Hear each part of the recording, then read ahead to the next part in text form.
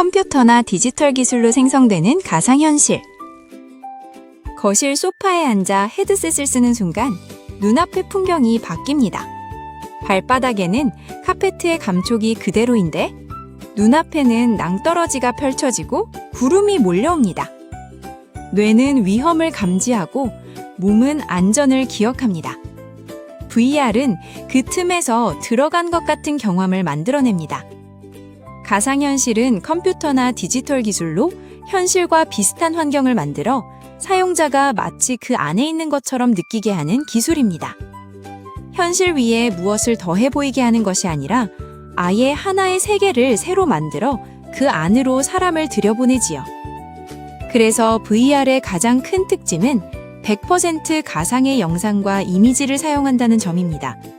VR에서 가장 중요한 것은 몰입감입니다. 그럴듯하게 느껴지려면 눈으로 보는 것만으로는 모자랄 때가 많지요. 소리, 움직임, 거리감이 함께 맞아떨어져야 하고 가능하다면 촉감과 온도 같은 감각도 더해져야 합니다. 아직까지는 시각의 비중이 가장 크고 후각은 더 멀리 있는 감각이지만 오감을 모두 자극하려는 시도는 계속되고 있습니다. 그래서 요즘은 오감 인터랙션 개발자를 찾는 회사도 많아졌습니다. 그렇다면 VR 공간은 어떻게 만들어질까요? VR 공간을 만드는 일은 보이지 않는 무대를 먼저 세우고 그 위에 감각을 하나씩 얻는 일과 비슷합니다. 먼저 어떤 세계를 만들지 기획하고 그 세계를 떠받칠 공간과 사물을 3차원 그래픽으로 세웁니다. 형태에 색과 질감을 입히고 사용자가 그 안에 서 있다고 느끼도록 시점과 거리, 움직임을 함께 설계하지요. 마지막으로 소리와 반응을 더해 현실에는 없지만 경험은 가능한 하나의 세계를 완성합니다. 가상현실이 활용되는 대표적인 분야 중 하나는 교육입니다. 정보 접근이 쉬워지고 자기주도형 학습을 실현하기에도 잘 맞기 때문이지요. 예를 들어 체육 수업에 VR을 도입하면 양궁, 볼링, 골프 등 일반적인 수업에서 쉽게 하기 어려운 활동을 게임처럼 즐기며 경험할 수 있습니다.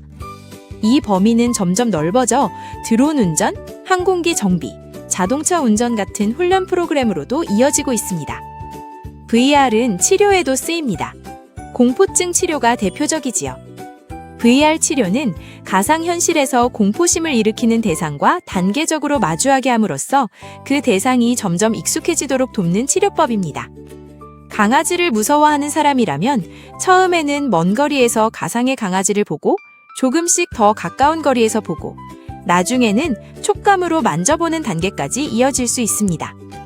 가상의 환경이기 때문에 환자가 실제 위험에 빠질 일은 줄고 치료사는 상황을 비교적 쉽게 통제할 수 있습니다. 필요하면 언제든 멈출 수 있고 반복적으로 여러 번 치료할 수도 있지요.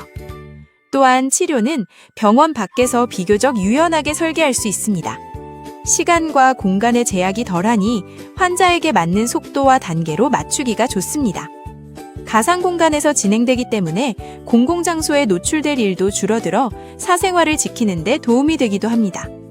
이런 장점 덕분에 최근에는 VR 치료가 고소공포증이나 사회공포증의 증세를 완화하는 데 도움이 될 수 있다는 연구들도 보고되고 있습니다.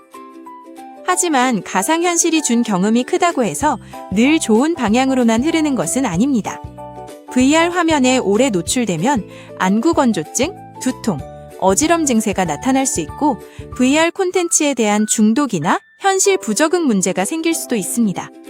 또 가상세계에 과도하게 몰입하면 현실 세계에서 소통이 끊기거나 감각이 무뎌지는 문제도 함께 따라올 수 있지요. 가상현실은 현실을 대신하는 세계라기보다 현실을 더 잘 살아내기 위해 안전하게 연습해보는 공간에 가까울 때가 있습니다.